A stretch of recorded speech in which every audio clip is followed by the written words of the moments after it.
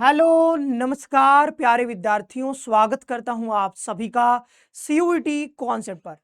अगर आपको जवाहरलाल नेहरू विश्वविद्यालय में यूजी कोर्सेज में एडमिशन लेना है, यानी अगर आपको बीए या बीएससी का कोर्स यहां से कंप्लीट करना है, तो आज इस वीडियो में हम बताने वाले हैं कि आपको किस तरीके से यहां पर एडमिशन मिलेगा, आपको कौन सा टेस्ट पेपर चुनना होता है और कैसे आप इसकी प्रिपरेशन करोगे। और सबसे बड़ी बात, क्योंकि यहां पर बीए के कोर्सेज में जीएटी पूछा जाता है यानी जनरल एप्टीट्यूड टेस्ट, तो उसकी कैसे प्रिपरेशन करनी है ताकि आप यहां पर 500 में से लगभग 400 नंबर ला पाओ, तो उसकी स्ट्रेटजी हम यहां पर आज आपके साथ शेयर करने वाले हैं। देखिए, हर साल हजारों बच्चे यहां पर जेएनयू में एडमिशन लेने का सपना देखते हैं, लेकिन सबका सपना पूरा नहीं हो पाता है। भाई, सपने उसी के पूरे होंगे जो लगातार कड़ी मेहनत करेगा। तो कैसे मेहनत करनी है सही दिशा में, क्या क्या आपको पढ़ना है, वो सब कुछ इस वीडियो में बताएंगे। और मान लो, अगर आप यकीन मानो 500 में से 400 ले आते हो, तो कोई एडमिशन आपका रोक नहीं सकता है। हालांकि कम नंबर पे भी, जैसे 400, 350 नंबर, 300 नंबर पे भी एडमिशन होते हैं, लेकिन वो बहुत सारी चीजों पर डिपेंड करता है। अगर आपका अनरिजर्व कैटेगरी है और अगर आप बॉय हो, तो आपको 400 टारगेट करना ही पड़ेगा। अब वो जमाना चला गया कि 250, 300 में एडमिशन नहीं हो पाएगा भाई, आपको कड़ी मेहनत करनी पड़ेगी।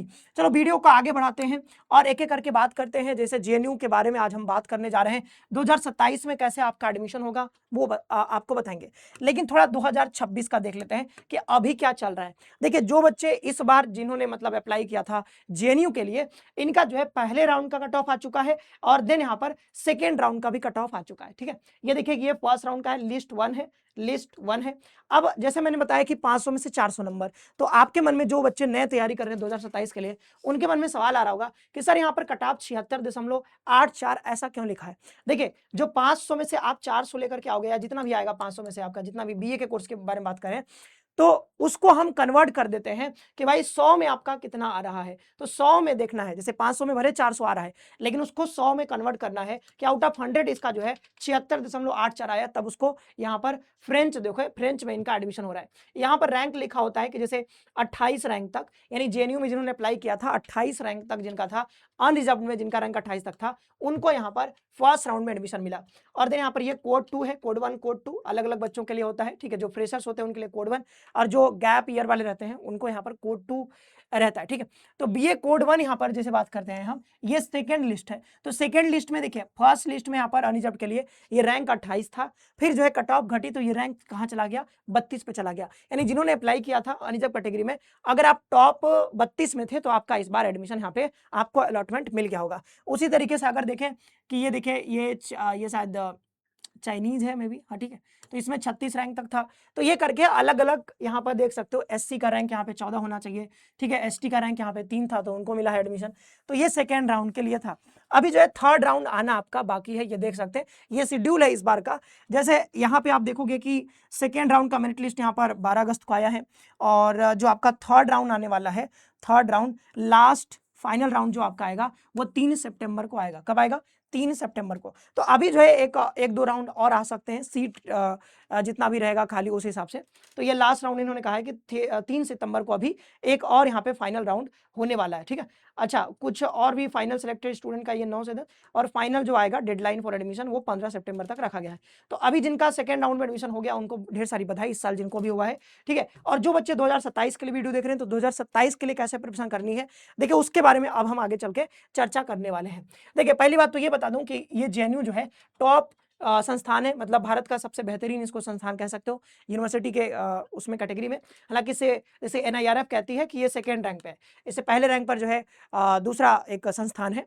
हालांकि ये सेकेंड रैंक पे है, तो मतलब तब भी बहुत बेहतरीन संस्थान है। ठीक है, सेकेंड रैंक होना अपने आप में बहुत बड़ी बात होती है। तो ये जो है नई दिल्ली में लोकेटेड है, जिनको नहीं पता है उनके लिए। यहाँ पर आपको जो है मेनली बीए में अगर देखें, तो बीए में आपका फॉरेन लैंग्वेज की पढ़ाई होती है। तो आपको भी जैसे फॉरेन लैंग्वेज सीखने का मन करता है, फ्रेंच, ठीक है, बात करते हैं जापानीज, ठीक है, कोरियन, चाइनीज, ऐसे लैंग्वेज अगर आपको सीखने का मन करता है, इसमें आगे चल करके आप करियर बनाना चाहते हो, आगे पढ़ना चाहते हो इसमें, तो आपके लिए सबसे बेहतरीन हो सकता है जेएनयू। यहाँ पे आप एडमिशन ले सकते हो। हो सीयूईटी के थ्रू, ठीक है। और बीएससी का भी कोर्स चलता है, लेकिन बीएससी का ज्यादा नहीं है, सीयूईटी के थ्रू यहाँ पर आपका एडमिशन इस बार हुआ है, अगली बार भी सीयूईटी के थ्रू ही यहाँ पर एडमिशन होने वाला है। और अगर और भी देखना चाहते हो तो ग्रेड जो है इसका 3.91 NEEC जो यहाँ पर है, ग्रेडिंग एजेंसी जो है यहाँ पर जो ग्रेड करती है यूनिवर्सिटीज को, ये जो है 3.91 4 में, देखो 4 के स्केल में 3.91 को इतनी बड़ी बात है, आप खुद सोचिए। आगे बढ़ते हैं। अब देखिए कि प्रोग्राम ऑफ स्टडी कौन कौन से यहाँ पर कोर्स होते हैं। तो जैसे हमने बताया कि यहाँ पर मेनली बीए फॉरेन लैंग्वेज का कोर्स होता है, तो बीए लैंग्वेज कह सकते हो या बीए फॉरेन लैंग्वेज, तो वही चीज़ है। तो जैसे ये पर्शियन लैंग्वेज यहाँ पे होता है, फिर यहाँ पर बात करते हैं जैसे Arabic language, Japanese, Korean, Chinese, ठीक है, फ्रेंच, जर्मन, और ये उर्दू, रशियन, स्पेनिश। तो इसमें से कोई भी भाषा अगर आप सीखना चाहते हो, 4 साल का ये कोर्स होता है, तो आप ये कोर्स यहाँ से कर सकते हो। तो ये रही कोर्स की डिटेलिंग थोड़ी सी। अब थोड़ा सा बात कर लेते हैं कि भाई अगर आपको यहाँ पे एडमिशन चाहिए, तो अभी तो बताएंगे ही, स्ट्रेटेजी आपको पूरा शेयर किया जाएगा, लेकिन अगर आप तैयारी करना चाहते हो, क्योंकि कहीं ना कहीं से तो आपको पढ़ाई करनी पड़ेगी भाई, क्योंकि इसमें जीएटी पूछा जाता है, जनरल एप्टीट्यूड टेस्ट, तो उसमें आपको मैथ्स और रीजनिंग बेहद ही मतलब डीप में जाकर के बढ़िया से आपको प्रैक्टिस करना पड़ेगा, पढ़ना पड़ेगा, और सारे जितने भी टॉपिक्स होते हैं उसका कॉन्सेप्चुअल अंडरस्टैंडिंग करना पड़ेगा, लेना पड़ेगा। तो वो जो है यहाँ पर आपको मिलता है इस कोर्स में, ठीक है। तो ये बीए फॉरेन लैंग्वेज की तैयारी आप कर सकते हो यहाँ से, हमारे यहाँ से, और बीएससी आयुर्वेदा बायोलॉजी जो है उसकी भी तैयारी होती है, तो बीएससी कोर्स भी हमारे अवेलेबल है। अभी हम मेनली बीए कोर्स के बारे में बात करें, तो ये जो कोर्स है बीए अगर लेना चाहते हो जेएनयू में एडमिशन इस कोर्स में, तो आप हमारे इस बैच में जुड़ सकते हो। इसमें आपको पूरी तैयारी करवाई जाएगी, जीएटी और जो आपका लैंग्वेज है सब कुछ आपको यहाँ पर पढ़ाया जाएगा, कोई भी चीज, कोई भी टॉपिक यहाँ पर छूटने वाला नहीं है। तो आप इस कोर्स में जुड़ सकते हो। इसके लिए आपको प्ले स्टोर पे जाना है, वहां से सीयूटी कॉन्सेप्ट जो हमारा एप्लीकेशन है उसको डाउनलोड करना है, फिर आप कोर्स में जुड़ सकते हो। ज्यादा जानकारी के लिए आप नीचे नंबर दिख रहा होगा, उस पर भी कॉल कर सकते हैं। चलो, तो सबसे पहले हम बात कर लेते हैं, ये जैसे देखिए हमने बताया कि सारा कोर्स जो है मेनली जो है बीए का कोर्स है, फॉरेन लैंग्वेज का। एक कोर्स बीएससी का है जिसका नाम है बीएससी इन आयुर्वेदा, ठीक है, आयुर्वेदा बायोलॉजी। तो इसमें जो है, इसमें भी आप ले सकते हो बायोलॉजी का, आयुर्वेदा बायोलॉजी अगर आप पढ़ना चाहते हो। और यहाँ पर आपके जो एलिजिबिलिटी है वो है 10+2 होना चाहिए आपके पास, और 45% मार्क्स आपके पास होने चाहिए, ठीक है। ये सब फी वो है। अब देखो इस पर हम बाद में आएंगे। अब बात करते हैं कि हमको टेस्ट पेपर क्या चुनना है। देखिए अगर आपको जेएनयू में बीए में एडमिशन लेना है, बीए में, तो बीए में एडमिशन लेने के लिए 2 टेस्ट पेपर आपको चुनने होंगे। पहला टेस्ट पेपर आपका होता है जीएटी यानी कि जनरल एप्टीट्यूड टेस्ट, और दूसरा होता है इंग्लिश, और दोनों ही सबके लिए कंपलसरी, यहाँ पे कोई ऑप्शनल कुछ नहीं है भाई, जीएटी चुनना है और इंग्लिश चुनना है। तो लैंग्वेज में एक लैंग्वेज ऑप्शन है आपके पास इंग्लिश, और दूसरा है जीएटी, तो जीएटी तो है ही, ठीक है।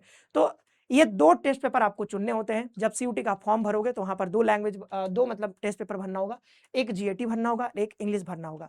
जीएटी का अगर आपको डिटेल में सिलेबस चाहिए, क्योंकि तैयारी करने से पहले आपको सिलेबस तो जानना बहुत ही इंपॉर्टेंट है, तो इसका डिटेल सिलेबस जो होता है इस पर मैंने वीडियो बना दिया है इसी चैनल पे, तो वो वीडियो जाकर के देख लीजिएगा, उसमें सब कुछ बताया गया है कि कौन कौन से टॉपिक्स आपको यहाँ पर पढ़ने हैं जीएटी के लिए।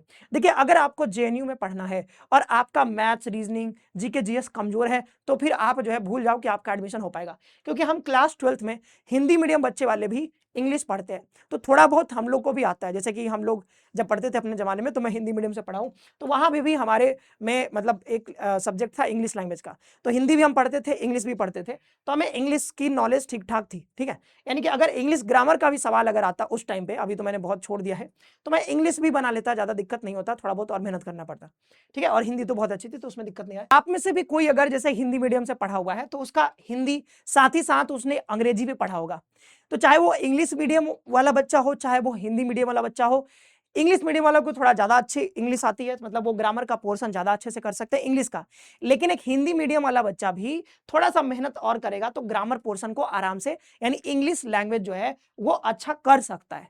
चाहे वो हिंदी मीडियम वाला बच्चा हो, चाहे वो इंग्लिश मीडियम वाला बच्चा हो, वो दोनों जो है इंग्लिश में ठीक ठाक स्कोर कर सकते हैं, ठीक है। थोड़ा बहुत गैप आएगा लेकिन बढ़िया कर सकता है एक हिंदी मीडियम वाला बच्चा भी, या दूसरे मीडियम का बच्चा जिन्होंने इंग्लिश पढ़ा है, इंग्लिश लैंग्वेज, तो वो भी इसमें अच्छा कर सकता है। अब बचती है बात जीएटी की, ठीक है, जीएटी की बात बचती है भाई। तो जीएटी में आपको पता है कि यहां पर ये जनरल एप्टीट्यूड टेस्ट में क्या क्या पूछा जाता है। एक तो आपसे मैथ्स पूछा जाता है, जिसमें अरिथमेटिक और एडवांस सब पूछा जाता है, तो इसका सिलेबस काफी ब्रॉड हो जाता है मैथ्स का। रीजनिंग पूछा जाता है, रीजनिंग का सिलेबस थोड़ा छोटा है, मतलब मैथ्स से छोटा है, बट ये भी मतलब है। और आप अपने पूरे मतलब 1 से लेकर के 12 तक जितनी पढ़ाई कर रहे हो, किसी भी कक्षा में आपको ये रीजनिंग नहीं पढ़ाया जाता है। और रही बात जीके, जीएस और यहाँ पर करंट अफेयर की। तो ये भी आपके लिए नया हो जाता है। जो साइंस वाले बच्चे होंगे वो 10th तक पढ़े होंगे, 10th के बाद वो सब भूल गए होंगे, अकबर बिरबल सब भूल गए होंगे थोड़ा सा, ठीक है। तो एक बार आपको फिर से जैसे लूसेंट जैसी किताब आपको बढ़िया से पढ़नी पड़ती है। तो ये देखिए कि भाई जिनका मैथ्स कमजोर है वो तो जेएनयू में जाने का सपना भाई आपका हो सकता है कि पूरा ना हो, अगर आपका मैथ्स कमजोर है। क्योंकि मैथ्स कमजोर रह गया तो मतलब आप 350 नंबर ला ही नहीं पाओगे भाई, अगर मैथ्स आपका कमजोर है। रीजनिंग करना पड़ेगा, मैथ्स करना पड़ेगा, इसके बिना चाहते हो कि जेएनयू में पढ़ने का हमारा सपना पूरा हो जाए तो नहीं हो पाएगा। जिनका मैथ्स कमजोर है आज से ही उस पर काम करना शुरू कर दीजिए, नहीं तो आपका एडमिशन जेएनयू में नहीं हो पाएगा। ये सच्चाई है भाई, कोई नहीं बताएगा, मैं बता दे रहा हूं, ठीक है। अगर मैथ्स कमजोर है तो बहुत मुश्किल हो जाएगा कि आपको यहाँ पर जेएनयू में एडमिशन मिल पाएगा। जिनका मैथ्स ठीक है, ठीक है, वो रीजनिंग अच्छा कर लेंगे, जीके जीएस भी लूसेंट पढ़ लेंगे, उनका हो जाएगा, ठीक है। लेकिन मैथ्स अगर कमजोर रह जा रहा है, ये बहुत बड़ा फैक्टर हो जाता है। एक बच्चा जिसको एडमिशन मिल रहा है जेएनयू में और एक बच्चा जिसको जेएनयू में एडमिशन नहीं मिल रहा है, तो उनके बीच में एक बहुत बड़ा अंतर क्रिएट करता है कौन? मैथमेटिक्स। तो मैथमेटिक्स पर थोड़ा ज्यादा आपको फोकस करना पड़ेगा, ज्यादा मेहनत करना पड़ेगा। क्योंकि कई बार क्या होता है, जैसे ये 50 क्वेश्चन का होता है, ठीक है, आपको पता है कि जीएटी 50 क्वेश्चन का होता है। अब 50 क्वेश्चन अगर आया तो कई बार ऐसा होता है कि 20 क्वेश्चन सिर्फ मैथ से आ जाता है। कहां से? 20 क्वेश्चन सिर्फ मैथ से आ जाता है। अब एक क्वेश्चन होता है 5 नंबर का, अब 20 क्वेश्चन अगर आ गया तो 100 नंबर तो सिर्फ मैथ्स का ही हो गया। अब जो बच्चा मैथ्स जिसको नहीं आ रहा है, जो ठीक से पढ़ के नहीं गया है, वो भाई कहां, उसका 100 नंबर चला गया। मान लो कुछ बना लोगे तो इतना नंबर, अगर इतना फासला आ जाएगा तो तुम्हारा एडमिशन कैसे हो पाएगा जेएनयू में? बहुत मुश्किल हो जाएगा। इसलिए मैं कह रहा हूं कि अभी से आप जो है, अगर मैथ्स वीक है तो इस पर काम करना शुरू करिए। और थोड़ा मैं इस पे सिलेबस भी आपको बता देता हूं। देखिए इसमें मैथ्स आएगा, तो मैथ्स आपको जैसे कि आप जैसे प्रॉफिट लॉस कहते हो, परसेंटेज कहते हो, रेशियो प्रोपोर्शन, मिक्सचर एलिगेशन, ठीक है, स्पीड टाइम डिस्टेंस, ऐसे करके एज बेस्ड जो क्वेश्चन होते हैं, ठीक है, सीआईएसआई होता है, टाइम एंड वर्क होता है, और आपका जो है पाइप एंड सिस्टम होता है।